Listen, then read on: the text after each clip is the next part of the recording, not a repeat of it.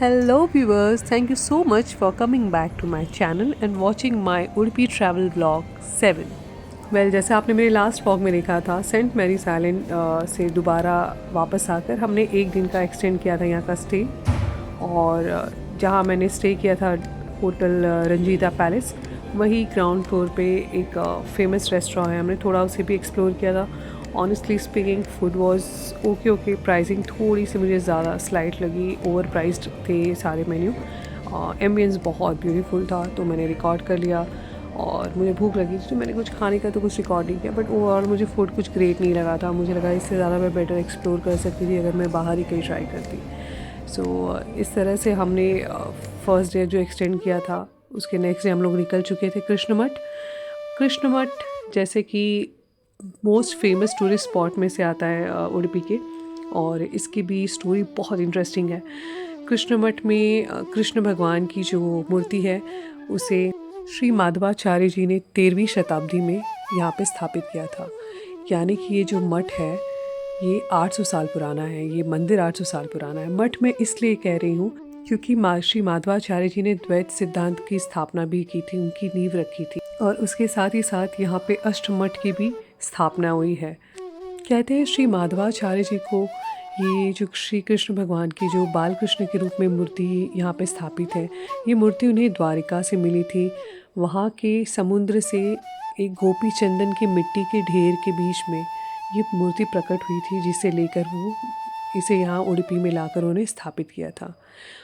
इस स्थान से जुड़ी एक और भी बहुत सुंदर कहानी ये है कि एक बहुत ही बड़े भक्त थे श्री कृष्ण भगवान के, कनकदास जी कृष्ण भगवान की भक्ति करते थे, भजन गाते थे, पर उन्हें सामाजिक बंधनों के कारण मंदिर में आने की परमिशन नहीं थी। मंदिर के पिछले हिस्से में जाकर वहाँ पे अपनी कुटिया बनाकर भजन करते थे। भगवान उनकी भक्ति से इतने ज़्यादा प्रसन्न और मोहित हुए कि उनकी जो मूर्ति पूर्व दिशा में, जैसे कि हर मंदिर में भगवान की मूर्ति रहती है, वहाँ से पूर्व दिशा से घूमकर वो पश्चिम की ओर उनकी तरफ मुड़ गई। और इसीलिए आज भी उसी दिशा में भगवान की मूर्ति है, और उस स्थान पे जो खिड़की बनाई गई है जिससे उन्होंने भगवान के दर्शन किए थे, उन्हीं के नाम पे बनाई गई है, कनक किंडी के नाम से। भगवान के मेन सामने से अगर आप दर्शन करने जाओगे तो अगेन आपको खिड़की से ही दर्शन करने मिलते हैं। उस खिड़की में 9 होल किए हैं, 9 होल्स है उसमें, जिसे नवग्रह किंडी कहते हैं, जिसे चांदी के बहुत सुंदर परत से बनाया गया है। ये सारी चीज़ें मैं आपको दिखा नहीं सकती थी क्योंकि यहाँ पे अगेन अंदर मेन स्थान पे फ़ोटोग्राफी और वीडियोग्राफी अलाउड नहीं था। यहाँ पे जाने के लिए 2 रास्ते होते हैं। एक है गरुड़ मार्ग, जिसमें आप क्यू में रहकर प्रॉपर वेटिंग के साथ आप जा सकते हो। सिंस हमें निकलना था, लेट हो रहा था, तो हम गए थे शेष मार्ग से, जहाँ पे 200 to 500 पर पर्सन चार्जेस होते हैं, और जिसमें आपको विद इन 10 to 15 मिनट्स दर्शन मिलते हैं। आप जैसे अभी वीडियो में देख रहे हैं, इसे माधव सरोवर कहते हैं, जो कि एक कहते हैं ना मोस्ट अट्रैक्टिव पॉइंट है इस मठ का। कहते हैं जब पहली बार श्री माधवाचार्य जी ने कृष्ण भगवान के आइडल को लाया था तो यहीं पे नहलाया था, और बहुत सारे श्रद्धालु यहाँ पे कहते हैं ना एक डिप करके यहाँ पे एक डुबकी लगाकर तब भी दर्शन के लिए मेन मठ में मेन मूर्ति के पास आते हैं। आप जैसे अभी वीडियो में देख रहे हो, मेन वहाँ पे भगवान की मेन मूर्ति है, उस स्थान की तरफ हम बढ़ रहे थे। एंड ट्रस्ट में यहाँ की जो एनर्जी थी, it was just awesome. I was speechless.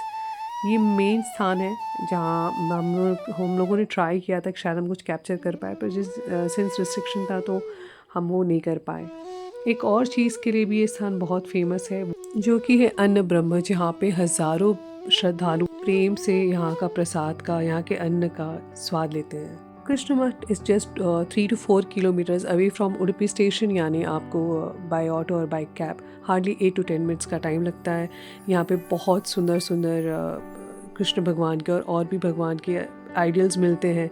पूजा की सामग्री बहुत अच्छी यहाँ पे मिलती है। शॉपिंग के लिए मैंने खुद भी थोड़ी शॉपिंग यहाँ की थी, जो कि मुझे लेट हो रहा था। So it was overall just a blessed experience for me. और कृष्ण मठ में दर्शन करने के बाद हम लोग दोबारा लौट चुके थे हमारे फेवरेट स्पॉट पे, दैट इज़ हैंगिंग ब्रिज। और जैसे हम लोग लास्ट टाइम यहाँ पे ट्राई किया था कि हम कायाकिंग कर सके, पर हमें करने मिला नहीं था since we were running out of time on that day. So आज हमने फाइनली यहाँ पे वो किया था, कायाकिंग के लिए यहाँ पे timing as I said last time morning 6:30 to 5:30 तक के बीच में इवनिंग में रहता है, depends on the condition of the weather. Generally यहाँ पे 7:30 to 8:30 स्टार्ट होता है, लेकिन अगर आप मॉर्निंग का यहाँ पे बहुत ब्यूटीफुल सीनरी होता है वो कैप्चर करना चाह रहे हैं वाइट में, तो ऑन रिक्वेस्ट या अगर वेदर कंडीशन अच्छी होती है तो 6:30 भी स्टार्ट आप कर सकते हो। बात की जाए चार्जेस की, तो अगर आप एक गाइड अपने साथ रखते हो और कुछ फिक्स स्पॉट तक जाना चाहते हो तो कॉस्ट 1000 रुपीज़ तक भी जाता है। Like overall 300 to 800 rupees per person यहाँ पे चार्जेस है फॉर द कायाकिंग।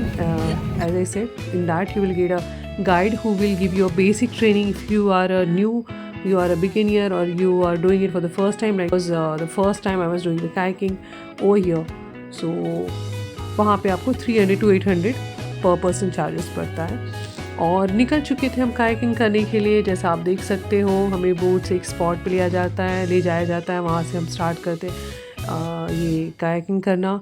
एंड यहाँ पे बच्चों को अलाउड नहीं है, like it should be minimum 15 to 16 plus age में। अगर आपके साथ आप कोई बच्चा है तो आप उसे ले जा सकते हो, और अगेन वो जाएगा तो वो कायाकिंग नहीं कर सकता है। एंड जैसे मुझे परमिशन इसलिए मिल गई थी क्योंकि उस टाइम वेदर कंडीशन बहुत अच्छी थी, and luckily Ishan my son was really doing it well and in fact much better than me. तो जैसा कि आप देख सकते हो हमारी प्रैक्टिस स्टार्ट हो गई थी। एक काइंड ऑफ डेमो दिया जाता है कि आपको किस तरह से अपने बोर्ड को बैलेंस करना होता है, किस तरह से।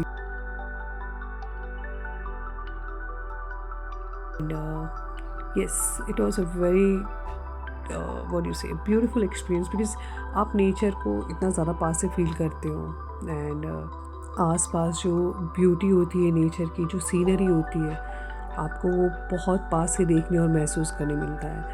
और ऑब्वियसली एक kind of I can not से थ्रिल, बिकॉज यहाँ पे आप जैसे देख सकते हो लेक है, पानी बहुत ज़्यादा स्पीड में नहीं रहता है, तो आप बहुत ही पीसफुल और बहुत at the same time energetic भी फील करते हो।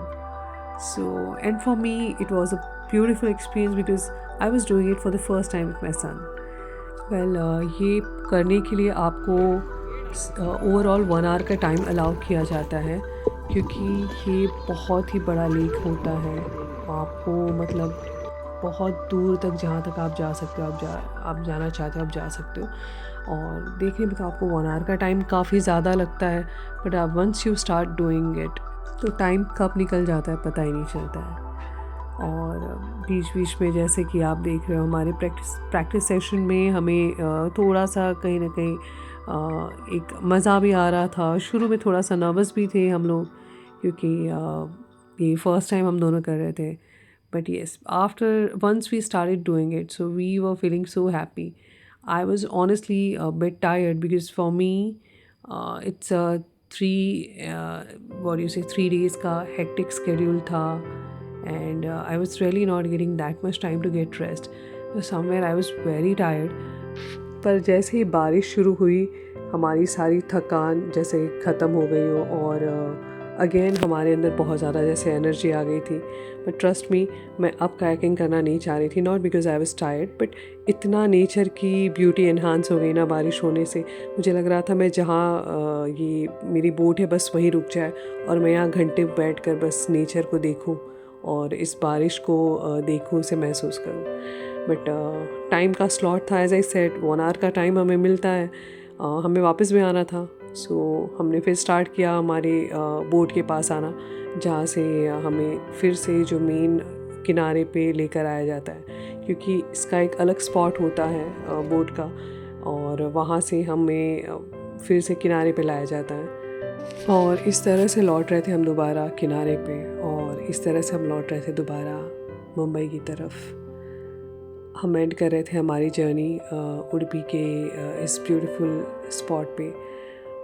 यहाँ से हम लोग बहुत सारी मेमोरीज़ लेकर जा रहे थे। यहाँ से मैंने अपनी व्लॉगिंग स्टार्ट की है, तो मेरे लिए ये जर्नी हमेशा, मेरे लिए ट्रिप हमेशा स्पेशल रहेगा। मेरे लिए वो सारे सब्सक्राइबर्स भी हमेशा स्पेशल रहेंगे जिन्होंने मेरे वीडियो को देखा है, लाइक किया है, कमेंट किया है और सब्सक्राइब किया है।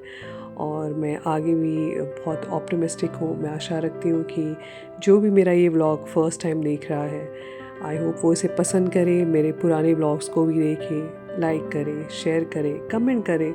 आपके जो भी व्यूज़ है, ओपिनियंस है, आप बिल्कुल मुझसे शेयर करें। एंड इस तरह से हमने अपनी यहाँ पे जर्नी एंड करते हुए दोबारा हम लोग लौट रहे थे मुंबई की तरफ, बहुत सारे सपने लेकर। मैं अपने नेक्स्ट व्लॉग में लेकर आने वाली हूँ मेरी इगतपुरी ट्रिप के बहुत सारे मेमोरीज आपके साथ शेयर करने के लिए। सो प्लीज़ मेरे इस मेहनत को, मेरे इस मेमोरीज़ को आप लाइक करिए। वीडियो में अगर आप यहाँ तक आए ही हो तो मेरे चैनल को सब्सक्राइब करना बिल्कुल ना भूलें। Till then, keep watching, keep smiling, bye bye.